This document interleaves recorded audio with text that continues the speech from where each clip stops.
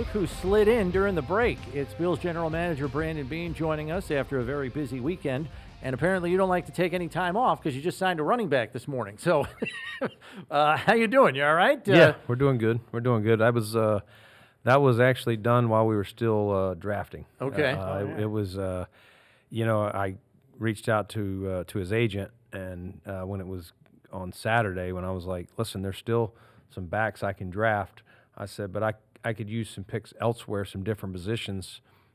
If you'll go ahead and do this deal, I won't draft a running back. So okay, so you did that so you know you wouldn't have to draft one. Yes. With any of the picks you had left at your disposal. Okay, Yes. That's an interesting way. Have you ever done that before? I don't think I've done it on the clock. I've had conversations where we said if we don't draft one, is this the parameters of the deal? But this was like, tell me we have a deal, and we do, then I'm not going to draft a back today. I'm going to just sign Latavius. It's very proactive. I like that. Well, it's just we only had so many picks. And, Yeah, right. And so it was, instead of taking a back down there towards the bottom, let's take Latavius. He brings great leadership, and his film, quite candidly, was better last year than it was the year before. I had talked to him last season after we had signed Duke Johnson. I was just like, man, there's going to be a log jam here, and I wasn't sure. He's 32, 33. I wasn't sure if it was about to go off the cliff, and so we brought him in a few weeks ago, went through the whole thing, and he just said he went through a different training regimen, got himself in a different condition, and felt last year better than he had felt in probably 3 or 4 years. What do you feel he has skill set wise that prompted you to or drew you to him to add to the group? Yeah, he's a big man. He's a big back. He's a tall, long. He's not just a low center of gravity. He runs with a big forward lean. He's got good instincts and vision and feel. And I'm telling you, when Denver handed him the ball last year, he generally got 2, 3, 4 yards. And how many times do we end up in 3rd and 1, 4th and 1? Maybe we're quarterback sneaking it. Maybe it's something else. This would be a pretty good option to hand the ball to. Yeah, he's a little Adrian Peterson type guy, right? Yeah. Well, at least in terms of height, he is. Height, yeah. Right. Yeah, he's a big. He runs upright, but he runs big. He knows the game, and I tell you, I told him, I was like, what made you look better last year than what I saw the year before? So excited to add him to our group. He's a big time pro leader. He's going to be great for James and Naheem and Damian as kind of that big veteran mentor. Okay, so let's begin with the draft class, and we'll start obviously at the top with Kincaid. You made 2 player references Thursday night, and I want to put this in proper context so as not to put too much on Kincaid. But you mentioned that there are elements of Kincaid's game that resemble what Cole did in space when he was here, leveraging defenses and stuff like that. And then you mentioned run after catch skills for Kincaid kind of mimic what Kelsey does at that position to some degree. Just those elements. We're not saying he's going to be Travis Kelce or anything like that, but are those like the 2 most attractive things that drew you to, valuing him where you did and going up to get him for that matter? Yeah, I mean, I think he's a guy that can work the middle of the field for you. He play that F tight end, flex him out. He's a good offset from what we already have in Dawson, who plays more in line than flexed out. And what I was just trying to say is, this gives you another outlet. You know how many times they're bringing pressure, zero blitz, or they're bringing more than we can block, and Josh would spit that ball out during Cole's time. Yeah. So he's not going to run out there like Cole does and have the elite separation quicks, but he does have good separation quicks. Not at Cole's level, but Cole's 5'8" lower to the ground. But good hands, good feel. Some guys run themselves into coverage. They just don't have that feel of where the hole in zone is. This guy has a natural feel. You see it over and over. That's what I was referring to. And then, he provides some rack ability. I'm not going to compare him to Kelsey. That didn't come out of my mouth to say Kelsey. That guy is a unicorn, as good a tight end as I've ever seen. But he does have what I would say is above average run after catch, which some tight ends just catch it and they're going straight down. And one of the other things about him, you watch him, just even if you go on and watch his highlights, the guy wins contested balls a lot. Great hands. He catches everything. And Brownie was saying he had a couple of 100 targets and he had like 4 drops.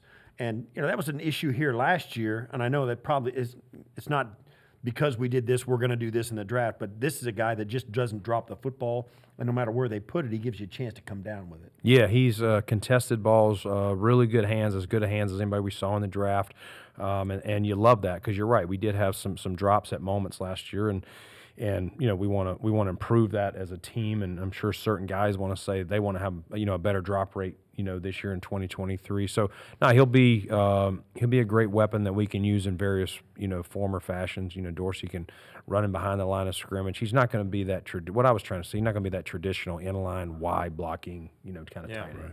O'Cyrus, I'm sure you hope's a player that can help you in pass protection and in the run game.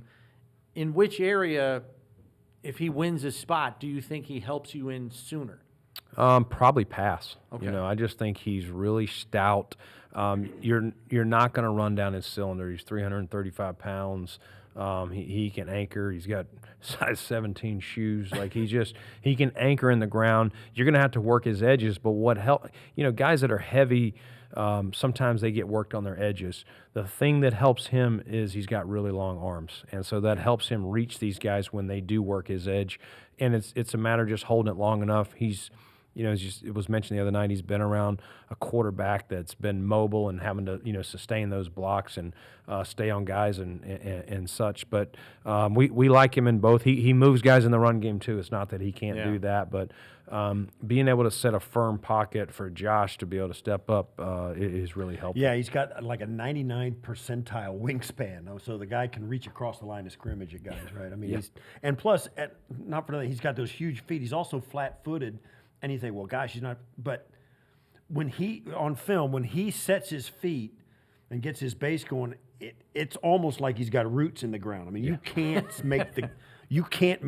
haven't seen anybody, and it doesn't matter who he was playing, Georgia, Clemson, Tennessee, all these teams, they couldn't move him when he got planted. I mean, he's really a solid base in there. Yeah, he is. He's got really good grip strength when he gets his hands on you. When he if he jump sets you or when he locks you down, he's just he's a big man, and that he uses that to his advantage very well. Saturday night, you were saying that you're leaving the door open for Dorian to potentially compete for middle linebacker, and I'm not. I think I have this right. You were basically saying we got to see how he picks up the system to determine how long he'll remain a part of that competition, because that's a lot to take on for a rookie who's trying to learn one, possibly two spots. So it's not a question of physically whether he has the tools. This is strictly a learning curve thing that you're going to be monitoring, right? Yeah, spot on, Chris. It's that's exact. Physically, he's exactly what we want, and he's got long arms. He's cut up top. The word undersized was getting used. I don't know if I'd call him undersized. He's undersized if you compare him to Tremaine, but almost everybody. Yeah, but that's not a fair comparison. Yeah, I think it's the same thing. Like, our roster is in a different place than it was when we drafted Tremaine, and so I say all that and he's coming from an even simpler system of defense than what Tremaine was coming from Virginia Tech. So what I was saying the other night is we don't want to overwhelm him. If we can teach him both spots, we will. But part of that may be we get to training camp, and if we feel like it's slowing him down and he can't play, then maybe we'll this year just do one spot. But this guy has the skill set to play both once he gets the whole defense. Right. He's a 6'1", 230 guy. And when you say 6'1", 230, he's heavy. He's got like 0.001% body fat. I mean, he's all muscle. And he's got and what I noticed too, he's really high motor. Yeah. The guy's got a really fast gear set. I mean, the ball snapped and he's on it. He's a run and chase. Like, he is very athletic. Like, and again, that's why a lot of people, a lot of times you see the less athletic guy playing inside because you want to make sure your most athletic player can match up with backs and tight ends.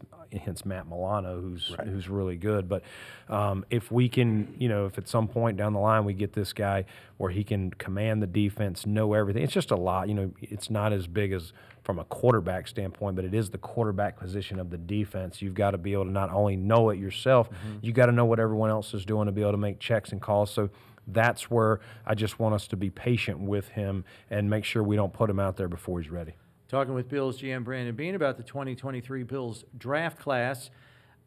Knowing you look for these answers, I wanted to ask you about this because I've read in more than one place there are a lot of people who, report on the draft, cover the draft, that said Justin Shorter could be a better pro than he was a college player. I think most people that have read up on him know by now he was the #1 high school recruit at the wide receiver position over guys like Jamar Chase, Jalen Waddle. I mean, some big names are in there. Yeah. But then his college career doesn't maximize that potential. Knowing the homework you and your scouts do, what did you uncover as to why that was, and why maybe he didn't live up to the billing he got coming out of high school? Yeah, I mean, he's a good-looking dude. Yeah. I mean, he's 6'4 plus, 230 pounds. Like, he looks how you would want to build one prototypically. And so we just feel like, listen, let's get him in there, get him in our system. He's a hard worker. He's got the DNA. A lot of times the DNA tells you, is he just fine with where he's at, or he wants to be good? Part of the reason we brought him in for a 30 visit, get around him, talk to him more, and understand what happened at Penn State, the transfer to Florida, what went well there, what would he like to improve. And so he'd be the first to tell you he would like to have had more production, and I'm sure he would own up to it. The other part of him is the special teams piece. And, when you're talking about in the 5th round, how do guys get a game day jersey? And this guy, he is strong on special teams. It'll be an easy transition for him there. The biggest thing we want to see is continue to develop as an outside receiver, and hopefully, when Gabe comes out or Steph comes out, hopefully in time we can put him out there and feel, very comfortable that he can man that spot. He's also used to working with a quarterback like in Anthony Richardson that's a lot like the guy you've got, with a big arm and an athlete and one of those guys. So he got a chance to see some film with him, with a guy can really heave it. That's got to help, though, when at the highest level, he's playing at Florida, playing against LSU, Clemson, all those teams, and getting a chance to see him in his physically. I mean, the guy's an all-pro. I mean, the guy's got it all physically, right? Yeah, he does. He's a build-up speed. It's not instant, but he can actually stretch the field vertically once he's up and running. You got to beat press coverage. Those are one of the things he'll have to work on, is continue to improve his releases and things like that. But he can definitely catch a live arm. What you're talking to, Anthony Richardson's got a strong arm just like Josh. And then it's those off-schedule plays that he made. We know Josh thrives on off-schedule plays. This guy knows how to continue to attack, the defense, find the holes. And so we'll teach him our system. We'll get him up to speed. Excited to see what we can grow him into in his time here in Buffalo. So this may be the offseason that's known as the offseason of the offensive line. You got Nick Broeker as well. I mean, you've signed some, the interior offensive linemen. You're at neck deep in those guys now. Yeah. And Nick Broeker falls right into that 6'4", 305. He's the Kent Hull Award winner from this last year. Give us your thoughts on going back to the offensive line. Yeah, I mean, that is a cool side note about the Kent Hull thing. That's a great parallel that he ends up here. He's a guy that, what I would say about him, he's not the sexiest athlete, but he gets his man blocked. He just blocks his, and he's not playing at a Division II school. He's playing at Ole Miss in the SEC. He's played left tackle. He's played guard. He snapped at the Senior Bowl. We find him as a versatile piece, and he was just too good. I honestly was looking elsewhere in the draft, but he was clearly at the, we got the 7th round. It's like we weren't looking to add another O-lineman. Right. But at some point, you just take good football players, and it'll all work out. This might be as deep as, no disrespect to the guys that came before this crew that you got lined up on the roster now, but this might be as deep as you've ever been at the guard position. Like with all the free agents you signed, Butker's back. I mean, you still have Bates. And now you got these two kids in the draft. It's like, holy cats. Like, And David Edwards, don't forget about him. That's what I'm saying. David Edwards and Connor McGovern. Yeah. So people forget because we signed McGovern that, about David Edwards. He won a Super Bowl as a starter and has played a lot of games. Tall and long corners are things that are attractive to you. Yep. And this kid would seem to fit that at 6'1". What appealed to you besides just the length that you guys tend to look for? Yeah, I mean, he's a younger kid, underclassman that came out, and we just feel like the size, the length, the DNA, come in, teach him our defense. He didn't play in the exact scheme that we play, but again, we felt the traits and the character and the person was enough to bring him here and give him a shot to make our club. Yeah, 6'1", just under 200 pounds. I mean, that's kind of, it's Kyrie Elam, it's all those, Tre'Davious, all those guys. I mean, he's going to fit right into that room, and athletically he fits pretty well. Yeah, he does. He really does. That was definitely a position of need as much as anything. We got down there after we took Broeker, and we're like, all right, who down here have we haven't picked a DB, so we were looking at corners and safeties, and we just felt this was the best player left.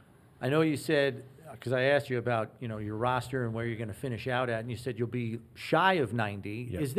Is that just because you want to leave yourself open to add as you move through May, June, maybe even July? Is that you just want that flexibility? What? Yeah, it is.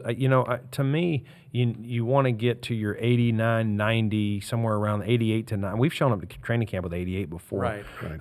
It's really making sure you have the depth at the positions. Okay, are any players going to start on PUP? You know what I mean? Von Miller, may start on PUP. So making sure we have enough ends. Is Tommy Doyle going to be back, to start training camp or not? So by the time we get there, I got to make sure we have enough guys at every position. But there's no rush. Let's get, because I've been a part of it, and I said if I'm ever running a team where we filled it up to 90 right after the draft, and then things happen, and you're already cutting a guy that you never gave a look to, and you're calling the agent, and you're saying, well, it's just a numbers thing, and the guy's like, well, I wouldn't have signed with you after the draft if I knew you were going to cut him. So I always, tell our coaches and scouts, like, we don't have to be at 90 the minute the draft ends. Like, let's sign good players that at a minimum we think they're going to be a really good practice squad player.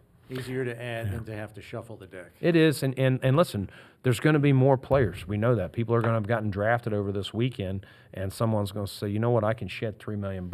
I just drafted a guy in the third round that can beat him out. So we want to keep ourselves open to veterans, guys that, hey, a rookie mini camp comes up, and there may be a guy that we've signed guys out of there. Jamarcus Ingram last year out of there who's on our roster, another tall, long corner that we like and we want to see this year. So we just want to keep spots open and kind of take it slowly. When we get to camp, we'll be at that 89, 90. Do you get these guys that you're going to sign as rookie free agents like, DJ, I can't remember his last name. Dale? DJ Dale. Oh, DJ Dale. CJ Dale, who you signed today as a D10. Do you get the feeling now, have you told, and maybe some agents and representation that you kind of do another different player with? Like, listen, like Alex Austin, he's your 7th round pick, but, look at our guy last year, Christian Benford. I mean, he's going to get a shot. Yeah. No, we definitely point that's got to go a little bit of ways with these agents who bring their kid in and say, well, listen, they give you a shot. Yeah.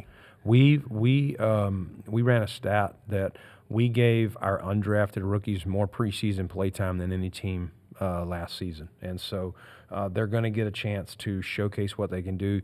We talk about the Levi Wallaces, the Cam Lewises, all these guys that have come in and played, Tyrell Dotson, that were undrafted and played. And, listen, Quentin Morris, like, we kept him over O.J. Howard, who we paid money to.